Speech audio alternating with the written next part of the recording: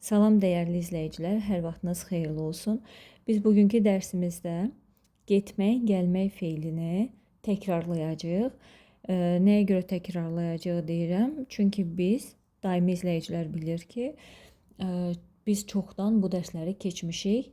Playlistdə feillər papkasında tapa bilərsiniz və bütün pristavkalarıyla keçmişik. Mən də öz təcrübəmdən gördüyüm qədərlə tələbələrlə işləyəndə görürəm ki, adətən переходить, заходить, выходить, входить bu feillər çox sadə, tez yadda qalır. Amma haçan ki iş gəlib getmək, gəlmək feilinə çatanda çox çətinlik çəkir rus dilini öyrənən insanlar. Ona görə də mən düşündüm ki, bu dərsi sırf getmək və gəlmək feillərinə, yəni ходить, ездить, приходить, прийти, поехать, пойти feillərinə ayıraq, sırf bunların özlərini öyrənək. Düşünürəm ki, bu videodan sonra bu feillərlə bağlı heç bir sualınız qalmayacaq. Yenə də əgər qalarsa, həmişəki kimi yazıb soruşa bilərsiniz. Beləliklə keçirik dərsimizə. İlk əvvəl onu yadımızda saxlayırıq ki, bir yerə regular olaraq gəlməkdən danışırıqsa, istər keçmiş, istər indiki, istər gələcək zaman olsun. Gəlirdim, gəlirəm və yaxud da ki, gələcəm həmişə regularlıq varsa, həmişə приходить, приезжать feilini işlədəcəyik. Yəni, ходить olanlar bilirsiniz, pişkomdur, приезжать amma artıq miniklə olandır. Deməli, misal üçün mən deyirəm ki, раньше я часто приходила в этот ресторан. Mən əvvəllər tez-tez bu restorana gəlirdim. Və yaxud da deyirəm, я часто прихожу в этот ресторан. Və yaxud da приезжаю в этот ресторан. Və yaxud da отныне я часто буду приходить или приезжать в этот ресторан. Yəni mən burada часто sözünü işlətdim. Часто olmaz, редко olar, иногда olar, раз в год olar, раз в месяц olar, два раза в неделю olar, fərqi yoxdur. Əgər bir dəfə deyilsə bu, regular təkrarlanırsa, gec-gec də təkrarlansa, fərqi yoxdur. Biz gəlmək deyəndə bu feili işlədirik. Və regular olaraq getmək feili deyəndə də ходить, ездить feilini işlədirik. Misal üçün, я часто ходила в кино. Və yaxud da ездила в кино. Mən tez-tez kinoya gedirdim.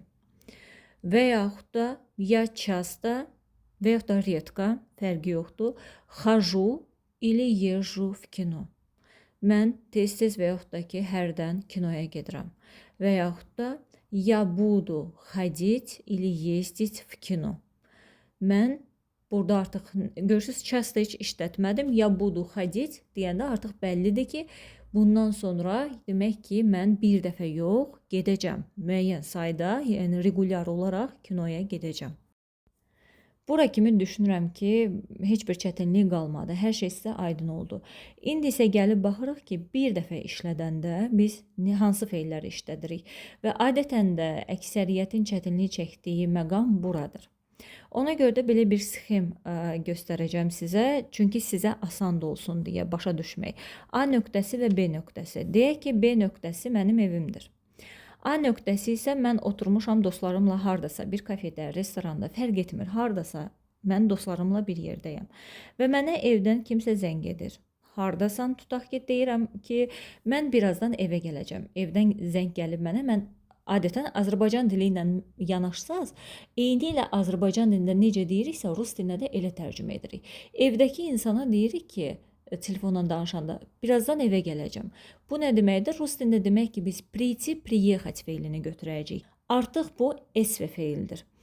Çünki bir dəfə olacaq və evə gələcəm, rezultat evdə olacaq. Ümumiyyətlə, hərəkət feillərində həmişə gələcəkdən bir dəfə danışanda həmişə SV feil götürün. Mən deyəcəm ki, skoro приду домой или приеду домой. Приду пешком, приеду miniklə. Daha sonra mən əgər yola çıxmışamsa, hələ evə çatmamışam və olduğum məkandan da artıq çıxmışam. Yoldayam, prosesdəyəm, evə getmə prosesində. Yenə evdən mənə zəng etsələr, mən nə deyəcəm? Evə gəlirəm. Da Azərbaycan dilində də belə deyirik də, evə gəlirəm. Onda biz işlədəcəyik идти, ехать feilini. Deyəcəm, я иду домой və yaxud da я еду домой. Daha sonra elə ki mən gəldim evə çatdım. Mən deyirəm ki, mən evə gəldim. Düzdür? Yenə də priti, приехать feili SV daxı. SV-lərdə həm keçmişdə, həm gələcəkdə işlənir. Mən bayaq gələcəklə işlətdim. Dedim birazdan gələcəm. Artıq gəlib çatanda nə deyəcəm? Gəldim. Deməli olacaq ya пришла домой или приехала домой. Bu gəlmək feili idi. İndi isə getmək feilinə baxaq. Mən yenə oturmuşam dostlarımla.